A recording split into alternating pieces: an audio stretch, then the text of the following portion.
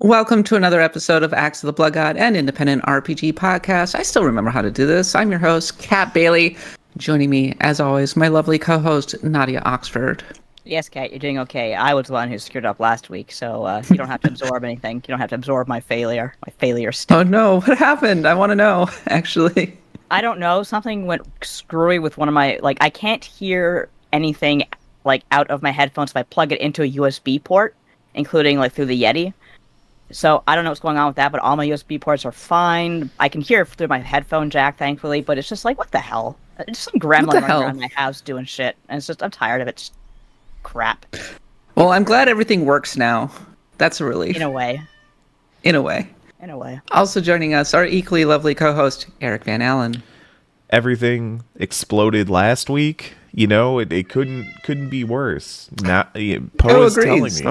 Poe's exploding. Yeah, even Poe is exploding. No, Poe's very overstimulated because family is visiting this weekend, and so last night there were about 6 different people here giving him attention and loving on him, which he was. Baby. He went from I love this to I am extremely overstimulated by this. Yeah, I know. And, I want to be left alone now. Yeah, it was very funny. So I watched this cat go from oh boy people to there are too many people here. Everybody leave. I need to be alone. So me, in other words. Yes. Yeah, that's yes. a very. So always relatable. Yeah, always relatable.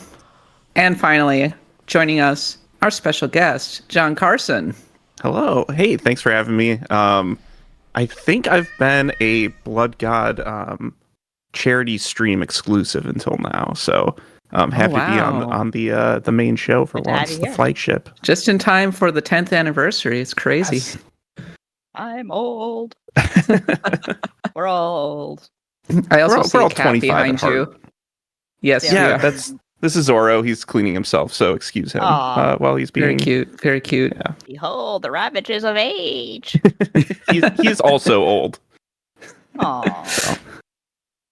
Baby. John is joining us this week to talk about Avowed, the new Obsidian RPG set in the Pillars universe that is out on Xbox and PC. We'll be talking about it. We'll be breaking it down. We'll be asking, is it better than the reviews suggest? Sources say maybe. We'll be finding out very quickly. We'll be also talking about the recent state of play. We'll be talking about the RPG blunderbuss that is February 2025. Oh my God. We'll be talking about that big PSN outage. And maybe we'll be talking a little bit about some of the quotes from one of Diablo's co-creators about action RPGs. And he seemed a little grumpy. David Brevik had some thoughts. So look forward to all of that.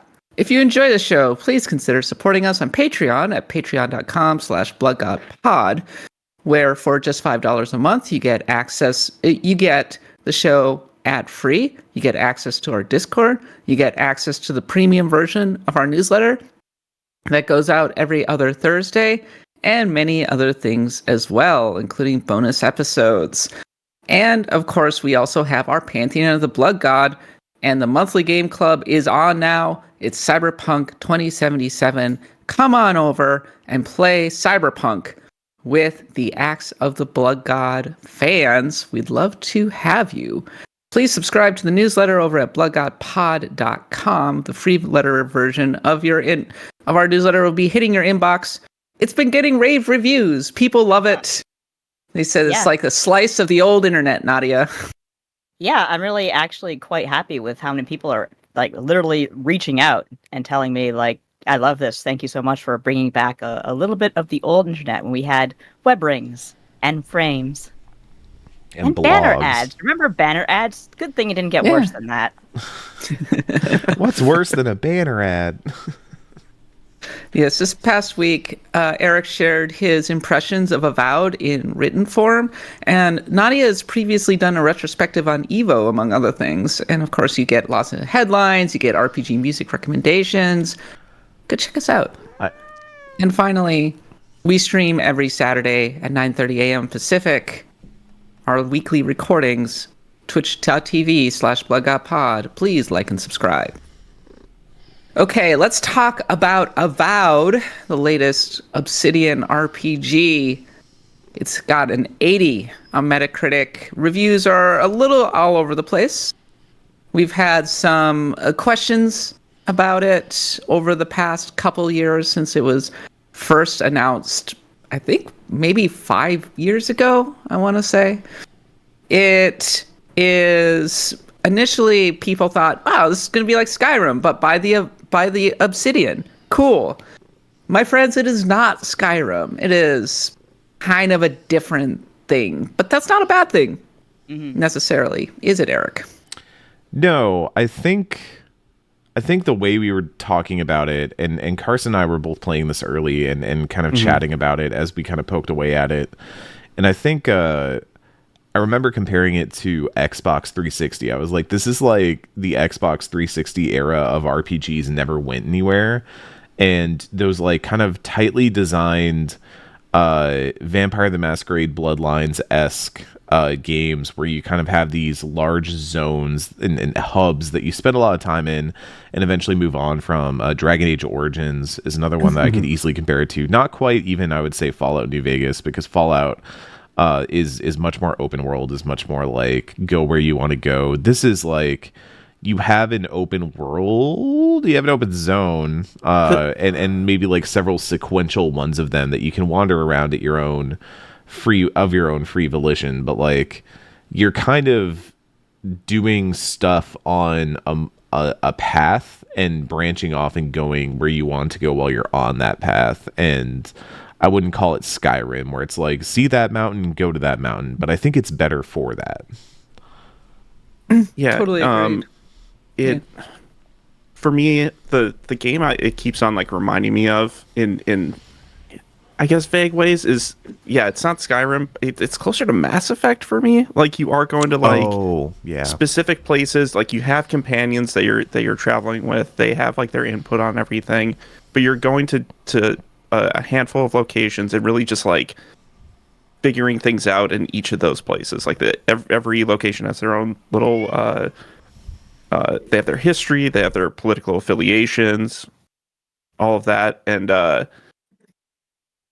like all that just kind of feels a little bit more Mass Effect-y to me. Like you aren't staying in the same place the whole game. You are traveling from place to place. You do have the big open like hub lands, and those are really dense and big, and it's not quite open world, but like Eric was saying, like there's a ton of stuff that you can do in each of the spots that you go to. I think also, like what Eric said, it is better off for it. I don't think it needs to be a game where everything's set on one map and you can go in any direction, giving you a bit of direction through quests that they give in whatever like the hub town is in each area that you go to, and then letting you explore from there and find little nooks and crannies, little just interesting vistas that it's like, okay, yeah, I do want to go see what's over there, and there's usually something there, like a unique item or some crafting materials or a little bit of lore for that area or the greater Pillars of Eternity universe as well. Like there's so much little detail in there everywhere that you go. It doesn't matter where on the map that you're traveling. There's something to gain from it.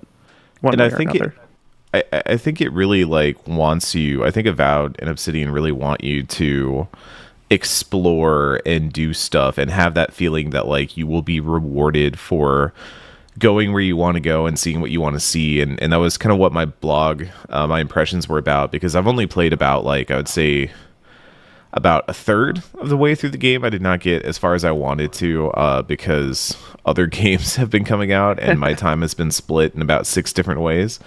But I wrote my blog about this moment. You can read it on the newsletter, where I found this smashable wall in the city, and it had the icon above it, and there was like a dude sleeping nearby, and there was like a treasure chest on the other side of the wall, and I was like, oh, it's a breakable wall with a treasure chest on the other side, and like no thoughts passed through my brain after that. I just hit bull charge, because you have like your abilities, which are The class system's kind of strange in this game. I don't think it's bad, but it's a little odd where you can be any class you want to be, from warrior, ranger, wizard. You just put points into whatever discipline you want, and then it's going to like give you skills and passives and things like that based on, you know, how you allot your points, rather than kind of picking a class from the start and having that determine what you do, which makes it kind of open, makes it kind of free. So if you get halfway through the game and you're like, I don't like playing book wizard man, I want to play warrior, I want to like fight people and stuff like that, you can do that. But literally I see this wall and I have my bull charge from my warrior craft, and I'm like, cool, headbutt through the wall, just straight through, crash through. And the dude behind me is like, yo, what the hell, man? And I was I turn around and he's like, those were ruins. Those were like a classic, like part of our island. There was a path on the side. You could have walked around it. And I looked over and there was literally like a small path that like snaked around this wall that clearly had been paved to like not, you know, let people get around it without like causing a damage. And I was like, oh, Like my bad. Yeah, but Yeah. it was like, that's just something that can happen, and it's not, it's scripted, but it's like the kind of little like nibbly bit, as I called it in the blog, of here's this really good moment of you did something and the world reacted to you. Yeah. And I think Avowed has a surprising amount of that, where it's not like you're gonna make too many constant like Vermeer choices in Obsidian. There or in Avowed. There's some moments where you make some choices that definitely are like, that will have impact, that will come up later. But I think more often it's not necessarily a game about making choices, but a game about being in the world and having the world react to what you decide you want to do. There has to be some level of like self-compulsion to want to explore, but I think when you want to explore, the game will reward you in kind. Eric, when you mentioned the little interaction you had there in the newsletter, it made me laugh because I thought of one, you know, just for a quick diversion, in Baldur's Gate 3, when I was down in the kind of with the Dark Gnome area with all the lava and the drow and whatnot, and everyone's really miserable and unhappy. I somehow got up to really, really high up on the ceiling, like the beams, and as I'm kind of creeping along, one goblin says to the other, "You see that jackass? If he falls, I ain't cleaning shit up," when he falls and splatters everywhere. So I thought that was hilarious because, yes, that was a moment that put me in the world. Some random-ass goblin was watching me and thinking to himself, what's this asshole doing? And when he falls, I'm going to have to clean this crap up. I think that it's a relatively simple touch, right? Because, I mean, you can just put in a fairly basic trigger. Here's a path to break through, and then a character will comment on it. But I think also that's a missable detail that maybe is sort of indicative of the polish and attention that Avowed end up getting from Obsidian.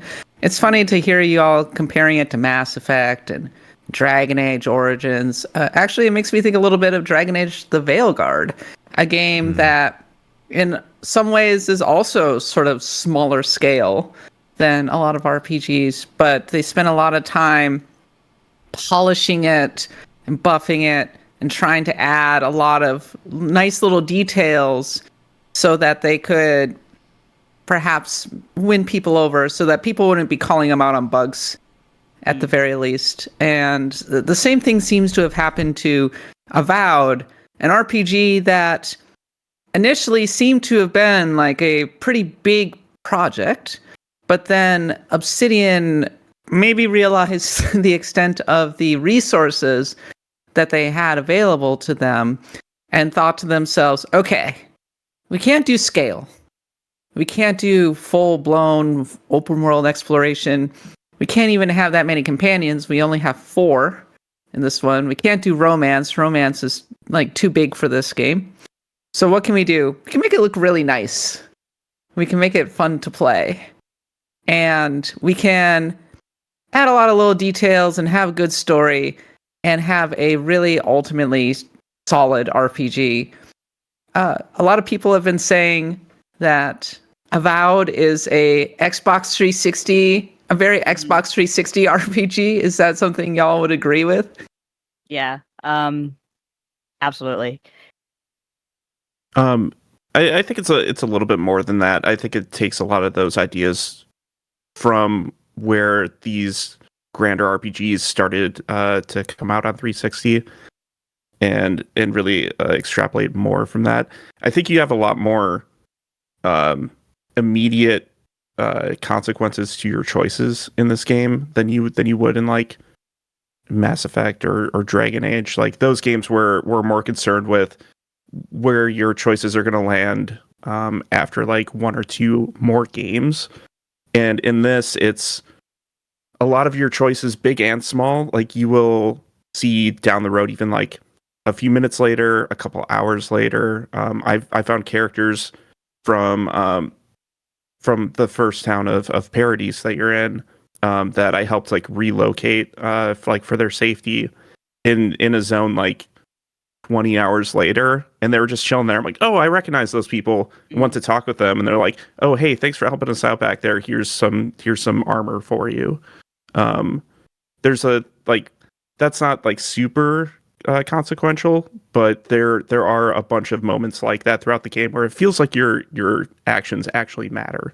I think that one thing I'm hearing on social media are examples of stories like that. This game, from what I can tell, is getting very positive buzz, word of mouth, because people they weren't really thinking about it as much as, say, Monster Hunter, for example. But, when a game gets like an 80, when the blunderbuss is about to hit, it's doomed to kind of get buried. But there's a lot of people saying, hey, this is a really good game. And I think that, I don't know if it's on Game Pass, but once it kind of starts having sales and stuff like that, it's going to have a long tail. I can absolutely see that. I think yes, our friend Alex Donaldson over at VG 24/7 has told me that he thinks it's destined to be a cult classic. And Yes. maybe some of that depends on whether or not it gets recognition at the end of the year. Right. But Obsidian does have a way of, even when you think their games aren't going to be paid attention to that much, they have such a long time fan base and such a dedicated fan base that even their smaller efforts, like Pentiment, as we saw a couple years ago, can end up breaking out. What were we going to say, Eric? I was just going to say, I think the Xbox 360 thing also, it is that sort of like smaller scale reactivity. I think of a lot of games like Mass Effect of that era that were very responsive. To your point, John, I don't disagree. I do want to clarify, though, that I think one thing that Mass Effect does well with some of its choices, especially Mass Effect 1, is that it lets them be smaller in the moment. So I think of like, and to be clear, not smaller in terms of like what can happen, but smaller in terms of like they're contained to just that moment. I think of the Rex showdown, and that's one where it's like you're going to make a pretty drastic choice in that moment, or like whether you decide to use the thorium gas on Pharos or not. Can you tell that I've played Mass Effect like a billion times? But like you have a lot of smaller decisions that you make that ultimately can pan out in really long consequential ways or really small immediate consequential ways. But what Avowed does really well is that it gives you those moments and really makes you sit with them, and I think gives you a lot of choices that make you have to kind of struggle and think. I think of one quest. I'm really desperately trying not to spoil it because it's one of the earlier side quests you can do in the game. Is it the Gold Man? Gold Man, yeah. Okay. Gold Man, which you get there as saying Gold Man will not even prep you for it because the way you end up there, it's one of those has gold skin. That's it. It's one of those classic quests where you start out doing one thing and then end up doing something completely different. But I think it is maybe a standout moment for me in that game. I wrote about it in the blog as it is the most. This is a side quest to ever side quest. It is. It is baffling that is something that happens optionally, because I think the things you learn there, the story it tells within that concentrated zone, and the character work that happens, the characters you meet there, all get so fleshed out in just a few moments. It's like a really tight. Here's the crazy comparison. Avowed feels like a D&D campaign in a really good way, where you have those moments. It's like, that was a really good session. That was a great, like, we started on some quest to help somebody, and then we ended up in a different place, and we found this deep cavern, and we talked to this person, and we dove deep into all this stuff, and now we're suddenly dealing with this big threat, and it's going to have some implications now, but some implications later possibly, and it's just a good session. And I think that's the impressive thing about Avowed, is its writing can kind of live in that zone and live in that area. I don't think that would work as well if it was a Skyrim. I think it would struggle if it was a Skyrim to contain all of that within it. But because there's a little bit more constraint, there's a little bit more limitation, it's really working for me. But yeah, I think the interesting thing, to Nadia's point, is that this has also been a bit of a divisive game. There are definitely people who love it. There are definitely people who feel okay on it. And there are people who did not like it. There were some low scores out there. And I think, if nothing else, to me, that's the sign of a very interesting game. A very curious game, if nothing else. What are the criticisms we're seeing from some of the harshest reviews? Some of the harshest reviews I saw were definitely poking at this game's resources and upgrade system, which I think is going to feel a little bit rough if you go in expecting something that's going to help you, essentially. Something that works. I can't speak for how anybody, you know, I'm not sitting next to somebody on a couch watching them play the game, so I can't sit there and be like, how are you playing this game? Are you playing it correctly? And I think if somebody plays an entire video game and comes away being like, I didn't feel this was clear, or I felt this was frustrating, that's a valid response, no matter like how you come to that response. But I do find that Avowed constantly has me switching my weapons, thinking about my approaches. Early on, the character archetype I kind of settled on was a red mage, basically, where I had a sword in one hand and a book in the other, and I was casting spells and then kind of going in for attacks and stuff, and it felt really cool to play. It felt like playing red mage in 14, where you're doing that whole like cast spells from afar, then dive in with your sword and do some damage, and then like get back out and repeat. And I had like ice spells that were creating like a lot of crowd control, so I could deal with heavier enemies, and I was doing some dodging and attacking and riposting and things like that. But eventually I hit this enemy where I was like, that's not going to work. It's just not going to... This enemy hits too hard, slams me in the face comically hard every time I try to get close.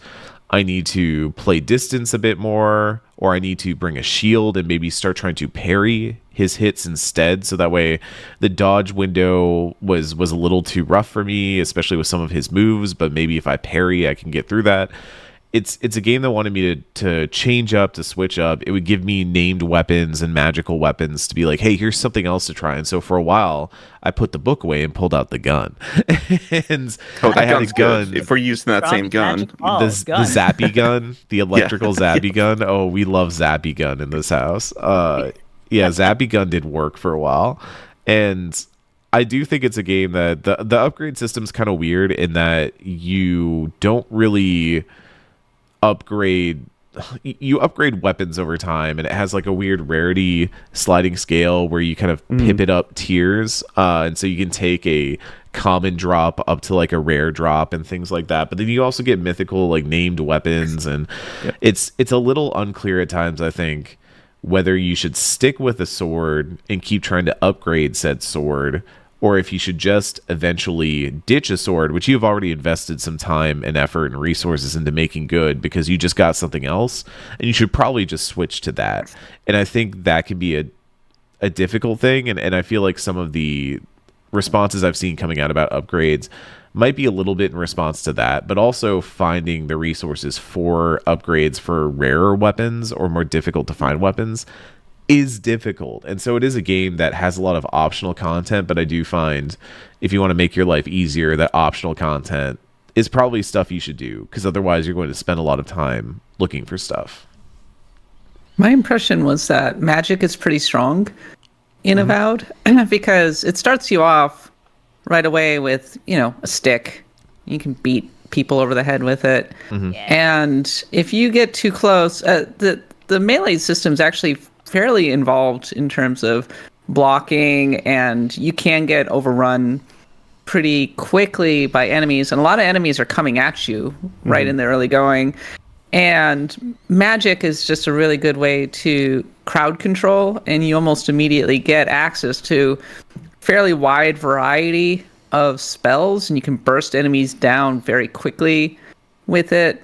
Admittedly, this is like relatively early in the early game, but it made me, it had me wishing that I had gone in more of a magical direction with my character creation. Criminal Justice has a good question in the chat. Do you think it was a good or bad idea to move away from the Pillars of Eternity name? I was curious about that myself.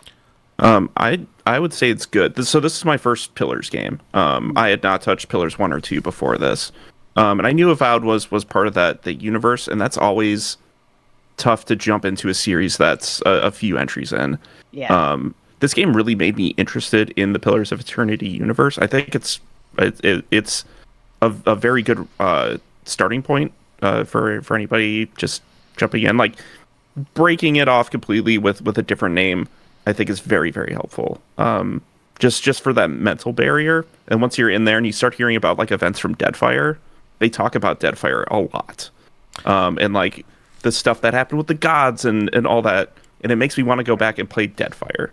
This game is such a good advertisement for Deadfire. It's not even funny. Like, even where I'm at, I have not rolled credits, and I'm sitting here like, I should really play Deadfire. This is like it sounds like stuff went down there, and like things got really heated, and crazy like clashes of old and new, ancient and modern just like occurred in this one like archipelago, and I just need to go find out what went down there, because that sounds nuts. And for all the ways in which it does feel like in Avowed you are playing through a moment in history, I do think Deadfire, because of what happens, I mean, it tells you in the game like what happens eventually. You kind of have to dig into the lore. It's not going to like overtly say, oh, this is what happened in Deadfire, but if you start talking to characters, you can figure it out pretty quick. But that alone will probably intrigue you to want to know how all of that like came to be, how all that played out in RPG form. And so it's a really good ad for the second Pillars of Eternity game because of that. But I think something interesting, I was talking with another friend about this who was also playing Avowed early last night, and we were saying that I think in some ways Pillars of Eternity is a really great setting. It's a wonderful world to write in, I imagine. If you were on the Obsidian team that wrote in this, it really does feel like you were just having a lot of fun with the setting and the ideas. There's some great concepts in this world around how gods work, around how magic works, around how reincarnation works. It's a very interesting world and lore setting that you can really do a lot with. I think maybe the one disappointment I have in the PoE part is just that it doesn't really add a lot to the actual combat and gameplay that makes it feel too substantially different from, say, your other high fantasies that are out there. It's very exploration age, and so you get a lot more like slow loading rifles and pistols and things like that, and it's cool to have Zappy Pistol. I do love Zappy Pistol. I think it's like New World but good. It's in terms of the setting. It's exploration age. It's the idea of like, and I think Avowed even leads into that, because you are basically playing, you know, we haven't even talked about really like the setup of what's happening, but you are the envoy for the Adirian Empire. You are a godlike, which is kind of people who have been spoken to in the womb by one of the deities of the world. They are chosen from birth to be these like icons, these paragons of the gods of the world. But you don't know who your god is because they've never really spoken to you, and nobody else has seen a god like yours. Like, godlikes get features from their chosen god. So one of the early examples that we were talking about is a guy who has golden skin because it is meant to resemble his god. And so you have all this fungal, like myconid, weird, like toadstool growth, and you can even customize how your shrooms look on your face and on your features. Yeah. You can play without them. good friend of the show, who I won't name names here, was like, I'm turning all that off. I refuse to have mushrooms on my face. Meanwhile, Is it Ken Shepard? Look, who could say? Who could say? who can say? Who can say? There are who could rumors say? that it may have been Ken Shepard. Whispers. But I feel like everybody else just went heavy into the shrooms because it's really fun to have a character who just has like fungal growth and the characters respond to it. Like people you are talking to will be like, Hey, nice mushroom. that's crazy. You look awful. There's a character very early on who's like, you look awful. You look terrible. And you're just like, yeah, no, I've always looked this way. But you are part of the Empire, and so the Emperor is like, oh, this is a godlike. We're running out of godlikes lately. There's not a lot of them left anymore. I gotta get in good with this guy, even though he's ostracized. And you become the envoy, and you get sent out to the Living Lands, which is this new world, basically. The frontier, basically. Yeah. It's being settled by a lot of people who got evicted or exiled from their homelands, and it's everybody who wants to go and risk the danger of the crazy world, the nature that wants to kill you, the unseen monsters, the unseen horrors, to forge a new life. And so they have been building this place up. Paradise is one of those towns that had been built up over time, and now the Adirian Empire is like, oh wait, that place is livable? Well, we want to conquer that. And so you're there to figure out why this illness called the Dream Scourge has been running rampant, but also you're kind of there to help continue to pave the way for the eventual invasion of the Living Lands. Like, you get the real sense that the Adirian Empire is like, we want this place, so maybe like figure out why everybody's getting sick, and then once you solve it, oh, we're all lights are green for the invasion, you know. And We are a go. they even have So hired it's about like colonialism. Yes, Sure is. Yes, and And I think an uncomfortable thing about this game is that you are going to be a character who the reason you are there is that you are part of the colonizing faction, and you have to grapple with that. You have to and you get the tools to be like, hey, I don't vibe with all of this. I don't think this is good.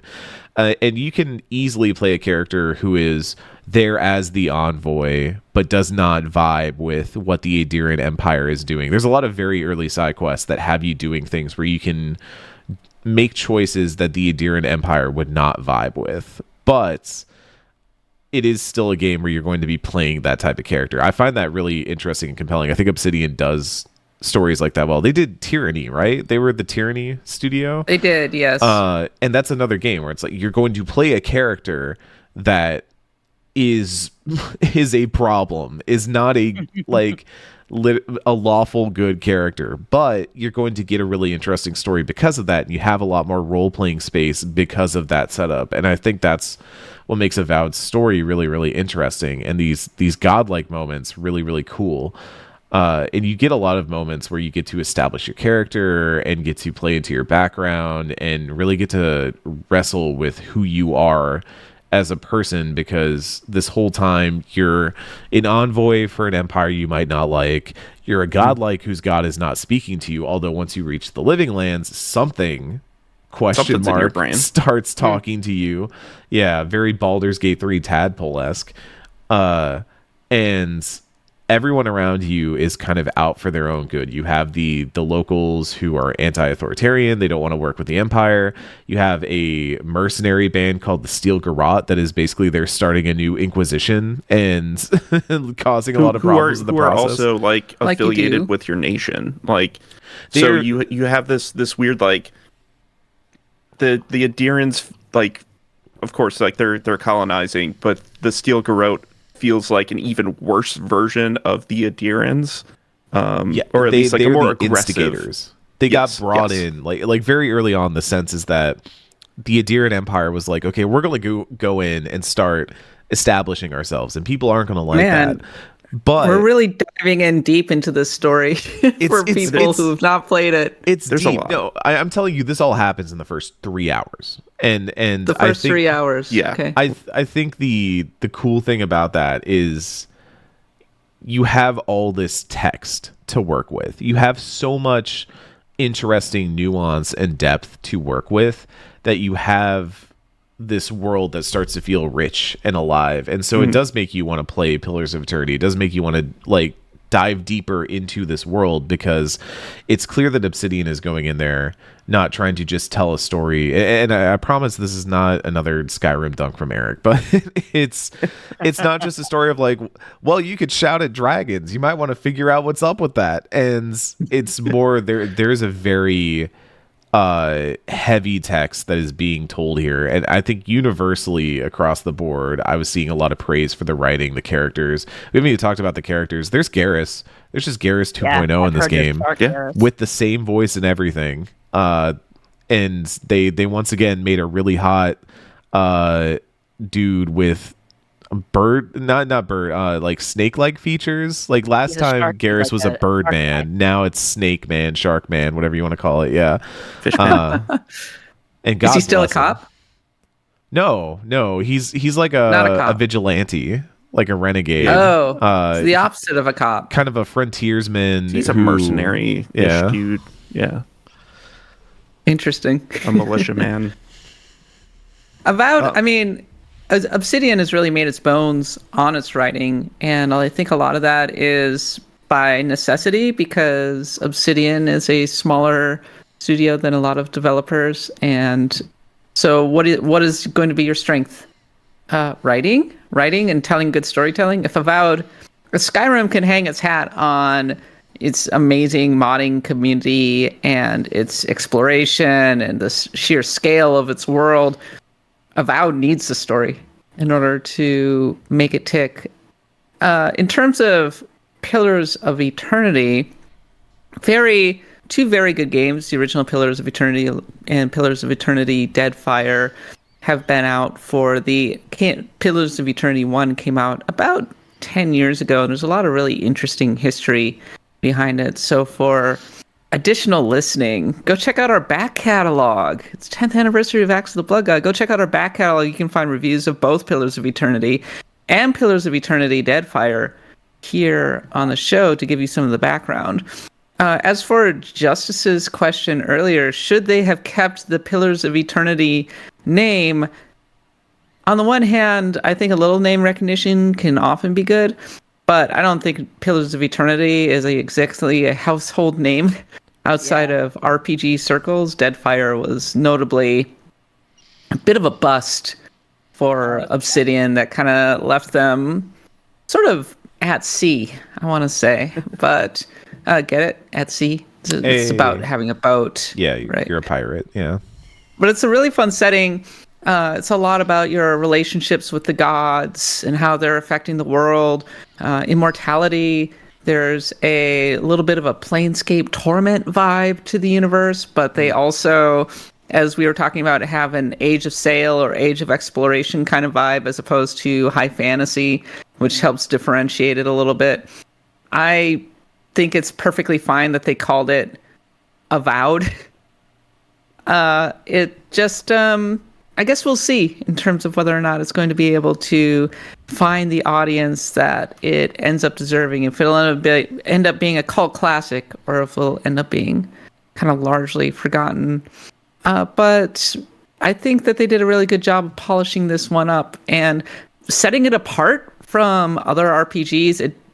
I've seen some reviews saying, Obsidian certainly went and made a video game. I don't know if that's entirely fair. I think that they took the bones of the genre and did a really good job of doing something interesting with it, tweaking it, playing around with the setting, the writing, the systems.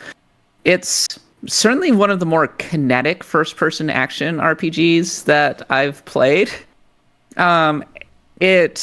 It feels like they looked at it and were like, well, what can we do to set this apart, to really make this thing? Well, let's lean into the actual action aspect to it. And in that respect, it almost immediately really stands out from the likes of, from your Skyrims and the like. It's just more fun to play. Mm-hmm. I think having a core character to having like a shep essentially at the center that is going to be your character that you form does do a lot for the game. and your companions are pretty good. I've only got 2 of them so far, but I've heard really good things about the other 2, and it really says something that, I mean, earlier when we were talking, I basically blacked out and was like, we got to talk about this and we got to talk about that. And like, there's some really cool stuff over here. Like all these things happening. It's a game like that makes you desperately want to dive deeper into the world, into the lore. And like we talked about, Obsidian shines in those moments. I think if you like Obsidian games, if you like Obsidian texts and the way they write their stories, the way they build all of their worlds, this is just another one of those, and it hits in all the ways that you would expect it to. And I think it's really interesting to see even folks who I would not traditionally consider big fans of RPG narrative, who were playing it early, to really vibe with it. Maybe that is some of the kinetic first-person combat that we were talking about that helps bridge the gap to where you're not playing an isometric real time with pause or turn-based sort of thing, but instead you're playing in first person. You're getting to really respond and dodge and parry and do all these different things that can feel a little bit more involved in the moment. There's some tense fights. There's some very tense boss fights in this game. Yeah, it is a tough game. I think it is a, you need to stop and figure this out like quite often. I've had some fights where I've had to try it like 5 times, and then just like, I have all the tools. It's really, I just need to pick apart the situation and execute. Were you there the night that I was trying to clear a camp out that was clearly like several levels above where I was at? This game does not level scale. This game says these enemies are this level, and if you want to mess with them, like, be prepared for what that means. Good old Xenoblade rules. Territorial Rotbert. Love it. And so there was a camp that I probably should have come back to later, but I was really determined to get whatever treasure they had. So I just made a bunch of bombs, and I got into the right spot. And I think I was in a voice call with Carson as we were both playing. And I just kept saying, grenade, grenade, grenade. You're just hucking them. Yeah, I just kept chucking bombs at them over and over and over again. And was it the most honorable duel in history? No, it was not. But you know who walked away living? This mushroom boy right here. So like that this meme fun guy from Fist of the North Star. Guy. You call throwing dynamite a power? Hey, as long as it works. Absolutely. Uh-huh. All right. Avowed will be out on February 18th via Xbox Game Pass on Xbox Series X and S and PC. Go check it out. And if you haven't read Eric's impressions on the newsletter, well, hey, you can find the archived version over on bloodgodpod.com, and make sure to subscribe. Okay, that's it for our Avowed conversation. Let's now head into a series of random encounters. There was a state of play this week from Sony. Sorrows was the main announcement. That's a new game from Housemarque. Lies of P Overture expansion was also announced alongside a Yakuza pirate Yakuza in Hawaii. Is that the name of it? Yes. Yeah. Yes. There's a demo. There's a demo for it, and honestly, I'm really looking forward to this one.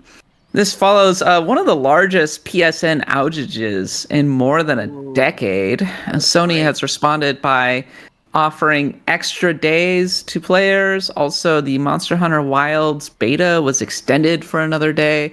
Caused a lot of chaos. Meanwhile, Elden Ring Night Rain held its first network test, which was spotty at best. From apologized and is considering more. It has a release date now. It's out May 30th, and impressions were released on various websites, with some calling it very strange, which is a very From Software kind of thing. Yeah. And From has also said that they're considering maybe doing a 2-player version of Elden Ring Night Rain, which would be really nice, actually. I'd like to be able to just play with one friend rather than having to have a group of 4. Metaphor Refantagio was RPG of the Year at the DICE Awards. Yeah. The Bobby Kotick. Remember Bobby Kotick? He appeared in an interview. Yes, we all remember Bobby Kotick. He appeared in a new interview, and he, among other things, said that he hated the Warcraft movie called it one of the worst things ever and was mad because it distracted Blizzard from doing more expansions and patches for World of Warcraft. And he also called the harassment lawsuits fake and attributed them to a coordinated effort by the CWA, Communication Workers of America, to bring down big business. And it was quite the interview. Go check it out, I suppose. I kind of hope a piano falls on him in Minecraft. He's like a comic book villain. Like, all of this stuff really is like, I'm waiting for like Kingpin to be like, get that Spider-Man while you're at it. Like, except Kingpin I was just watching, had, like, goals. These guys just want to say the N-word. That's all they want to do. They say, I win the internet if I get to say that. That's all I watched both seasons of Squid Game while I was on vacation over the past couple weeks, and I think Bobby Kotick definitely fits in as a VIP. That's all I'm gonna say. Yeah, he would be a VIP. I thought you were going to say put him in the game. that's crazy. Oh, he might be in the game. He might be that guy in season 2 who's like, no, more money. We gotta keep the game going. Growth. 99% of gamblers quit before they hit big. Lord. And finally, speaking of Activision Blizzard, Diablo 4 Activision Blizzard is backtracking from their assertion that they're going to have a new expansion every single year. The next Diablo 4 expansion won't be out until 2026, which is probably good because we have a lot of RPGs to play at the moment. And let's talk about the blunderbuss that we are encountering right now. Load it up. In the month of February. Let me just run through this list of RPGs. February 4th was the release of Kingdom Come Deliverance 2, which we reviewed last week, and honestly will probably be in Game of the Year discussions by the end. It's definitely been one of the big releases of the year so far. February 14th was the release of Legend of Heroes Trails Through Daybreak 2, which I promise we will get to at a certain point. February 18th is Avowed. February 21st is Like a Dragon, Pirate Yakuza of Hawaii. There we go. That's the name of it. Mm-hmm. And on February 28th, Monster Hunter Wilds. If you have time. And then there are a bunch of other games as well. I think I've said that I feel kind of bad for Avowed in this situation because I believe it was delayed specifically to avoid being in a situation like this, having to go against Assassin's Creed Shadows and Assassin's Creed Shadows and Dragon Age the Veilguard. And if anything, it might have benefited from coming out late last year. It's really funny that they delayed for Shadows, which is now delayed multiple times. Yeah. Yeah. It would have been like next week, right? Shadows. I mean, it was supposed to be last year, and then it got delayed, and then it got delayed again to February, and then to March. Yeah, because Ubisoft is just a crazy company right now. It's a messy time over there. Having flashbacks That's a good description. Yeah. I'm having flashbacks to like the potential Vivendi acquisition and stuff like that. Like Ubisoft has always been a company that seems like it's half on, like just on fire, running around. Like what's going on? SpongeBob. Yeah. But it always finds a new way to innovate on the how can we just be in danger constantly. But to the RPG, well, first of all, I don't want to call it a blunderbuss because we had the blunderbuss already. We'll start confusing terms, so maybe we need to find a new term that means like I don't know the buckshot of RPGs. The cornucopia. The cornucopia. Well, Cornucopia, I like that. It's rain in RPGs. I mean, they've all been good so far. That's been the wild part to me is a lot of the games coming out have just been really good times so far. We've had Kingdom Come Deliverance 2 already a GOTY contender. One thing that didn't get mentioned and is not part of the February, but is as close as you can get to February, January 31st was Citizen Sleeper 2. Also, I think a strong underdog of the year. What else is on that? I mean, and don't forget on March 6th, Suikoden 1 and 2 HD remaster. Curious about that as well. Yeah. But like Trails Through Daybreak, I haven't heard too much about, and I feel like that one might be more for the series fans, but Avowed, like we've been talking about, really good Obsidian RPG. Like a Dragon looks fascinating. Monster Hunter from the betas has been like very good so far. So like I am really just surprised that compared to last year for me, which felt like it was more about the indies and the small games that stuck out to me, and very few AAAs that really caught my attention. This year is just starting off with all bangers. So many bangers, all in the first 2 months. It's incredible. Monster, yeah, no, absolutely. And if anything, it's a little difficult to keep up with at the moment. I guess my advice often in such a situation like this is just pick one and really go for it. Whether that's Kingdom Come or Avowed or Monhunt or heck, Like a Dragon, right? Personally, my lane is going to be Monster Hunter Wilds, which is definitely one of my most anticipated games of the year. I see John pointing to himself. John, what is going to be your main weapon, please? Yeah, I'm a hammer main. Always hammer main. Hammer man. I always try something new every time. Thank you, cats. Now that we can carry 2 weapons with us, I'm gonna have to figure something else out too. Maybe something ranged, but You could have hammers. You're so right. Holy cow, Eric. So right, yeah. If I have any advice for Monster Hunter, if you don't want to go crazy, don't try and level up 2 weapons at once, because oh my god, like in terms of being able to get all of the armor and all of the equipment that you need, the amount of money and the amount of grinding you have to do, at least in other games, it's a lot. So, but John, I think you remembered saying that you're a Legend of Heroes Trails Through Everything fan. Is that a question? Yeah. So Trails Through Things. I've only played Trails in the Sky. But I love the vision of that franchise. I swear one of these days I'm going to actually dig into Trails in the Sky second chapter. I am so excited for the remake of Sky later this year. When I played that game, I originally beat it right before COVID happened, and then did not capitalize on being stuck in my house for 2 years and playing the rest of the series. But that was my favorite game that I played that year. So just the world building, the characters, all that stuff, incredible.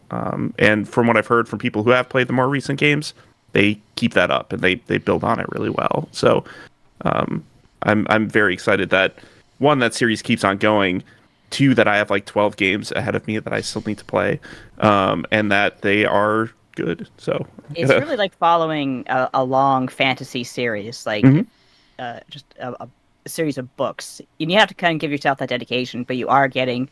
I mean, Falcom's been around since the beginning of time, and they really put that history into their games, and that's one thing I really appreciate about them. I do find it interesting that series is the one that stays consistent in terms of having a story that it tells over time, because Falcom, like the undisputed king of keeping a series going forever, Ys is also like that. But Ys is pretty standalone from my understanding, that you can jump into any of them, and there is a chronological story, but it doesn't matter too much for the actual stuff that's happening in the game. Whereas Trails, my understanding is it does pay off, and it is worth it to either play them in order or play the series specifically internally with an order. So Cold Steel all the way through, and then Sky through, and then Cop Arc all the way through. I forgot what the Cop games are called, but Crossbell. Crossbell, yeah, that's the one. Yeah, you play cops Trails in that of one, Cops. right? Trails of Cops. Bad boy. Trails bad of boy. Cops. Speaking for myself, I'm just trying to get through one game at a time, which means that this week I'm going to try and finally finish Final Fantasy VII Rebirth. This is it. Hell yeah. I think I'm on the final dungeon. I've been making my way through a lot of spinny blocks and turning upside down and I fought at least one boss. and I've fought a lot of different Shinra soldiers, and I'm like, this is it, right? Surely Final Fantasy VII Rebirth is almost going to be done. So I think I'm going to finish that. I'm going to get through that. Gonna pick up Kingdom Come Deliverance 2 again and try and get through more of that, because I think that's going to be one of the big sort of talking points of 2025. And I'm going to play some Monster Hunter Wilds and get that Gunlance out.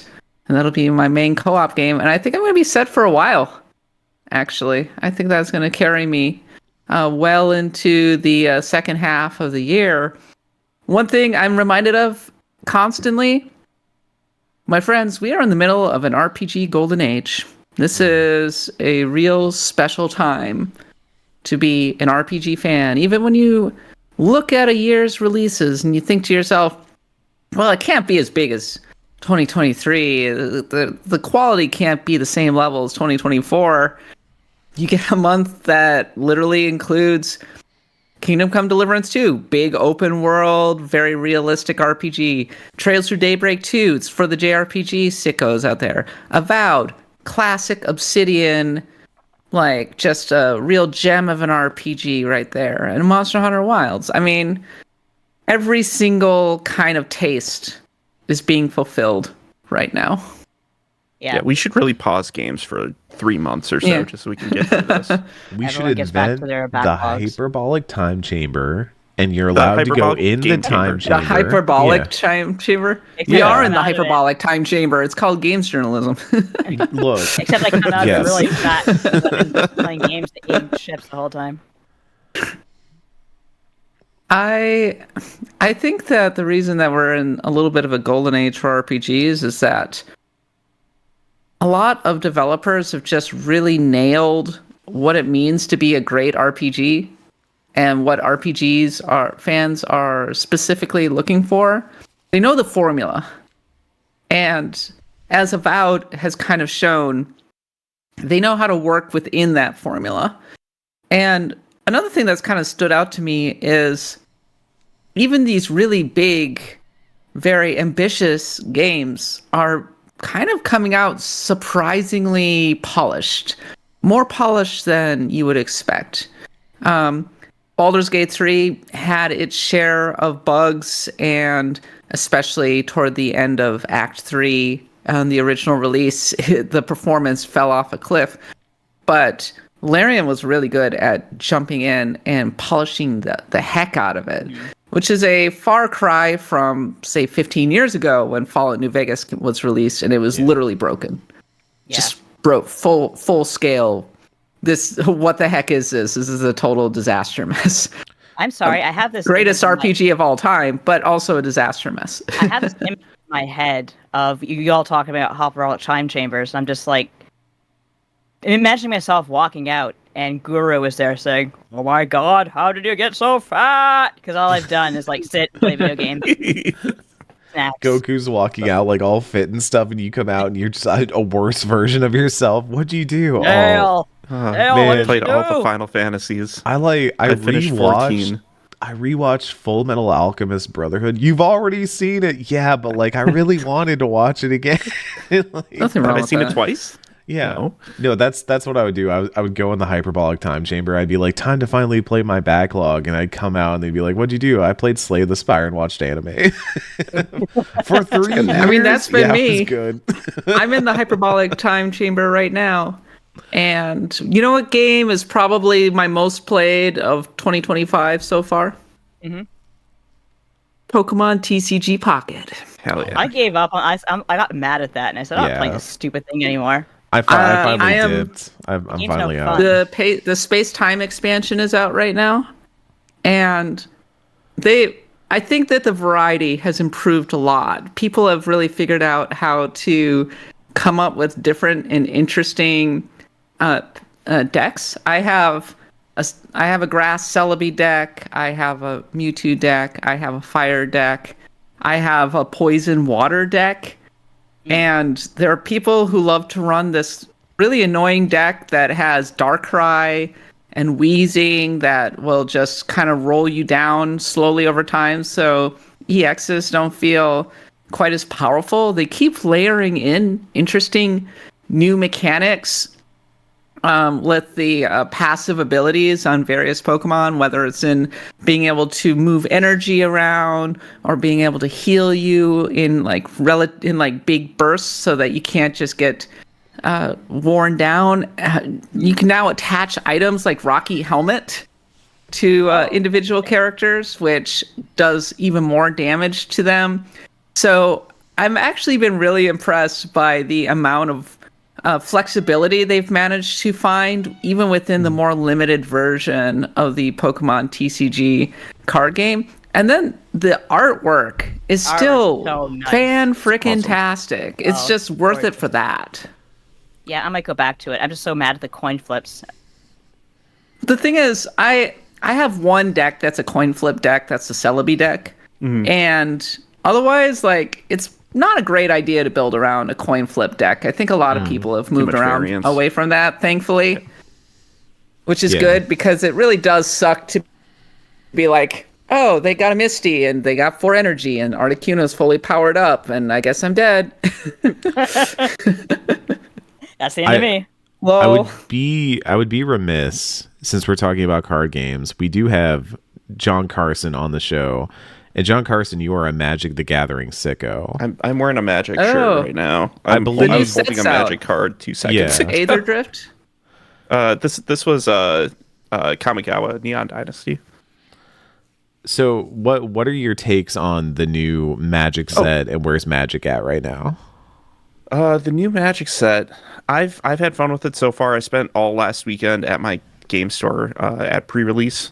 So I did 2 sealed pre-releases, and then I did a draft on Saturday night. And I think the set is pretty fun. It's based on vehicles. It's a death race set, so it's it's taking the characters and putting them on like a Grand Prix throughout 3 different planes. So there's it was pitched more like a Mad Max thing, but it's I've heard it compared to like Wacky Races. I was or just thinking of Racers. Wacky Races. I was like, That's okay, funny as yeah.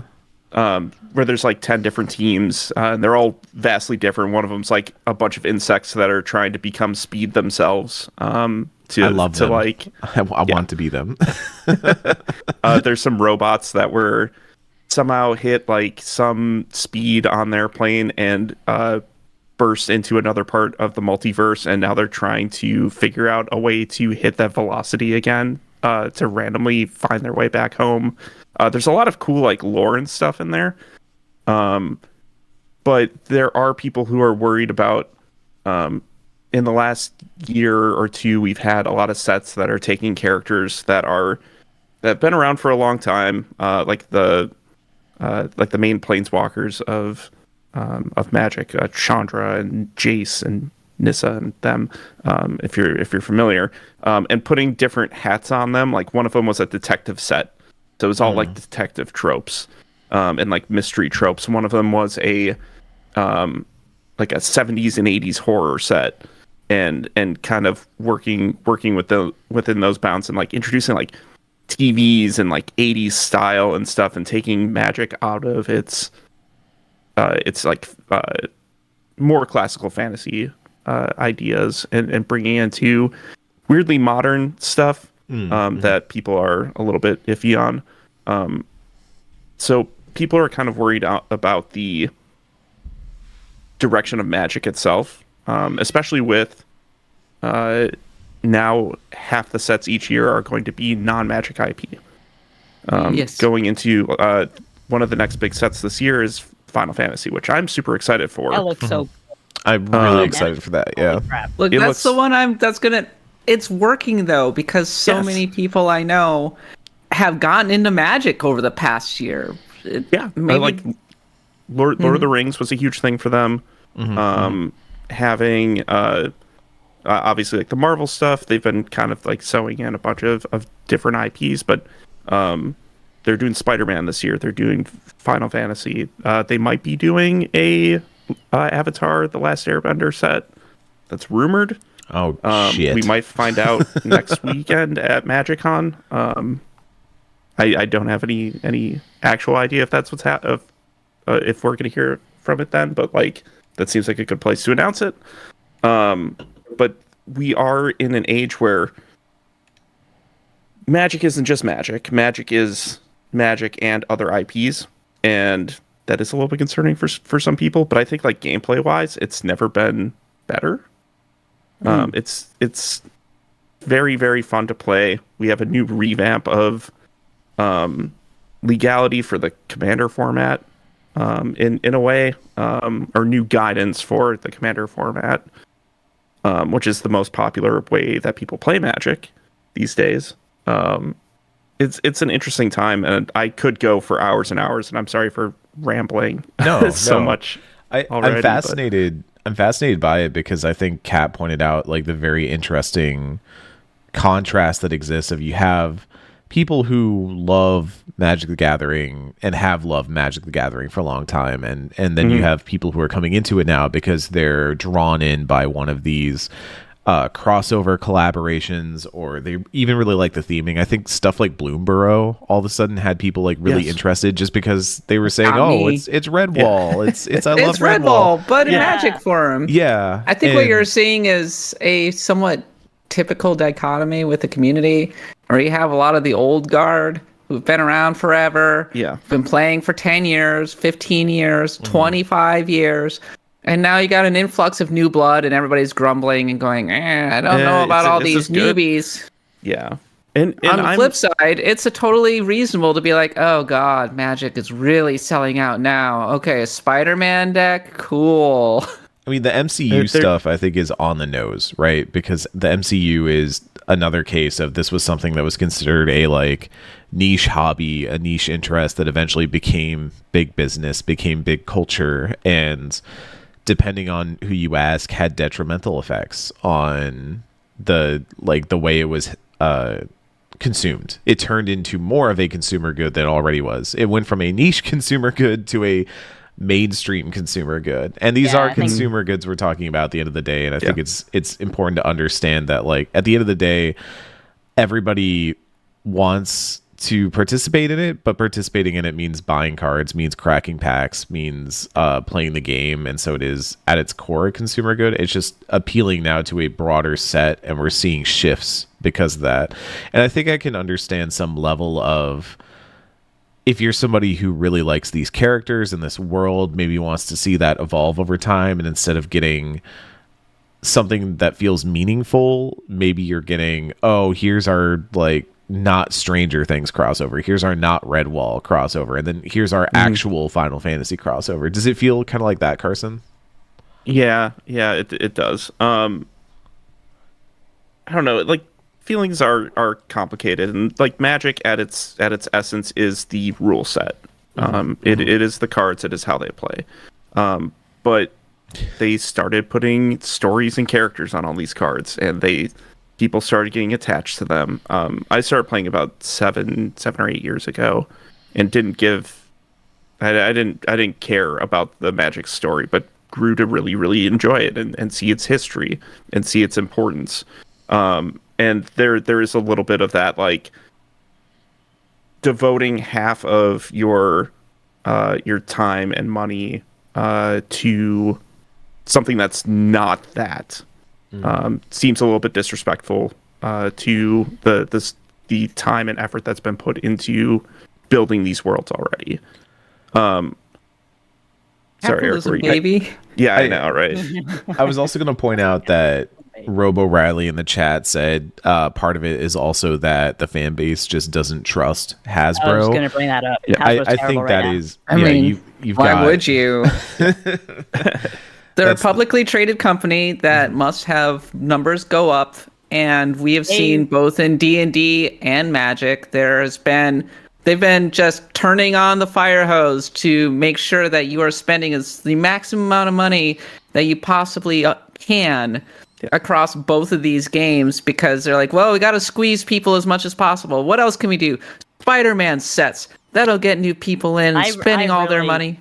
Resent Hasbro for many things, but for destroying the Power Rangers franchise, which had been around since it's like, you can laugh, but it had been every single year since its inception. And it has a history, and they just auctioned that shit off. and now they just want to do Gen 1 nostalgia till everyone dies. Everyone wanks and dies, I guess. Just it's because the mid-90s are the only thing that matters until the mid-2000s are the only thing that matters. Yeah. Yeah, let's bring out Optimus Prime again. Let's bring out... I can't wait until the aughts are back in rotation. Pop punk will come back. The 2000s are definitely in rotation as a nostalgia thing. We're not there yet. You don't think so? The aughts are coming back in force. Again. Yeah. Give it another 5 years. I can't believe... I can't believe that the 2020s are so bad. They've actually made me nostalgic for the aughts. I never thought this day would happen, but here we are. We're gonna be so into the OC again in like 5 years. It's gonna be the scene where somebody gets shot and it plays hide and seek by Imogen Heap. Like, we're gonna have a scene like that again in some modern drama. Yeah, some prestige drama. Did the OC just come back? Didn't they just make a reboot of that? Oh, I'm checking this. Hold on. Yeah, please. The I'm pretty sure they did. Reboot. People who listen to our podcast for RPG talk are fuming right now. Well, then let me pivot slightly. They are open to an OC reboot. That is what happens. No! There was a statement saying we are open to a reboot and a revival of OC, but nothing's happening yet. Let's have Obsidian make an OC RPG. When do we? I think you put. Yes, I played them in LA.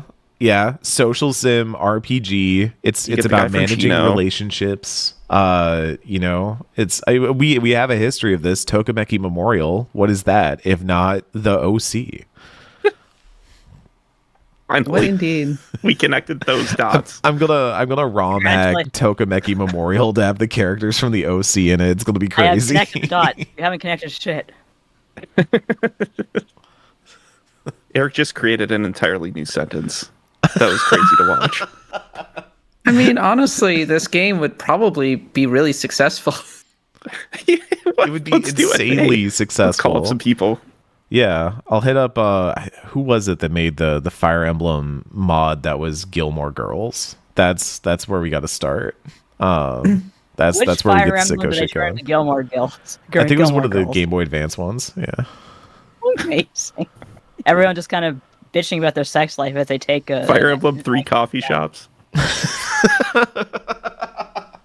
Everyone's being a bitch. It's great. I love it. Everyone's talking really fast. All right. On that note, I think it's time to put out the fire and leave the tavern. Nadia, take us home. Well, I don't know about putting out a fire because there was a thing going around social media, specifically Blue Sky, about like what is the stupidest thing you have gotten in trouble for in school. And myself, I put down that I remember in junior kindergarten, which is in Ontario, you have like preschool, which this government pays for, and it's basically you sit there and do stupid kindergarten things. And one of the things I had to do was put macaroni around a little strip of glue that the assistant laid out, and I'm like trying to do it, and like, this is stupid. It's boring. My motor skills were kind of bad when I was that young, so I walked away and did something else, and I got in trouble from the teacher for not finishing the stupid macaroni picture. I'm like, I was a very independent, weird kid even then. I was like, why would I do this? It's boring. I hate it. But I wanted to shout out a story from a friend of mine. I'm so sorry I'm borrowing their story, but it's one of my favorite things where in their school, there was a bake sale for grade 6 students who were going to do the bake sale. So their assignment was to make, signs for the bake sale like you do when you're in school. And this was the 90s, and apparently a couple of the kids did a sign featuring Wolverine and Cyclops from the 90s X-Men cartoon saying, "Come to the 6th grade bake sale or else." And like... Just imagine being threatened by Wolverine and Cyclops. The bake sale or else. Get those lemon squares, bub. Or come to the bake sale or go to hell. Exactly. And I guess they got in trouble because the Wolverine had his claws out and it was like kind of threatening, and I guess Cyclops Cyclops looks at you and you're dead, so that's just a threat by itself.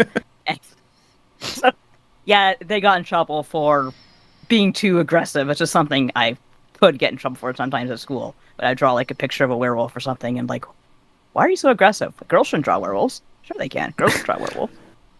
How about you guys? You get in trouble for anything like stupid and insignificant? No, I was really good. Aw. All the time. Never got in trouble once, for sure. Though I did spend... I was very spacey while I was in middle school, so instead of listening to Spanish, I would spend a lot of time just drawing in my notebook. Drawing RPG characters or Redwall characters or whatever, so... Can you draw? I don't know. Do you draw? No, I can't. But I wanted to. I aspired to. Harvest Lunatic says, I got in trouble for reading in the school library. I don't even know how that works. Everything's upside down. Excuse me? How dare. When I was in the 5th grade, a friend of mine was like, dude, I'm a hacker. I can hack. And I was like, no, you can't. And he's like, yeah, man, I can hack the teachers' accounts and change my grades. So I have like all A's and stuff like that. And I was like, no, dude, you can't. And besides, like, it's easy. Like, anyone can do this. Like, no, they can't. Not anyone can do that. Only me, a hacker.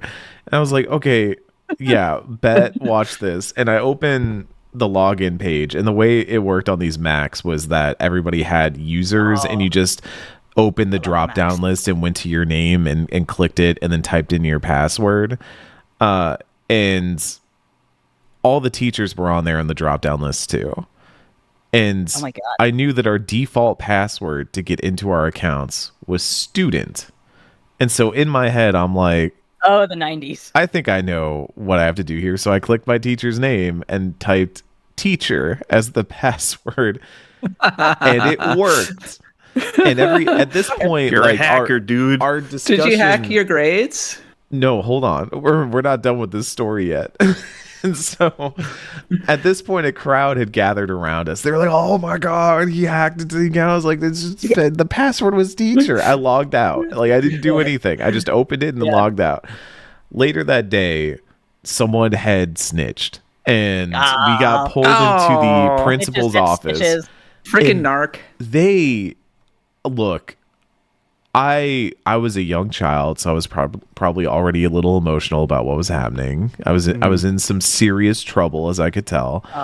But to this day, my mom swears that they were like interrogating me. Like they were like, "What did you do? What did you change? What people were saying you were changing your grades and you were hacking the system." And I was like, "It was teacher. The password was teacher."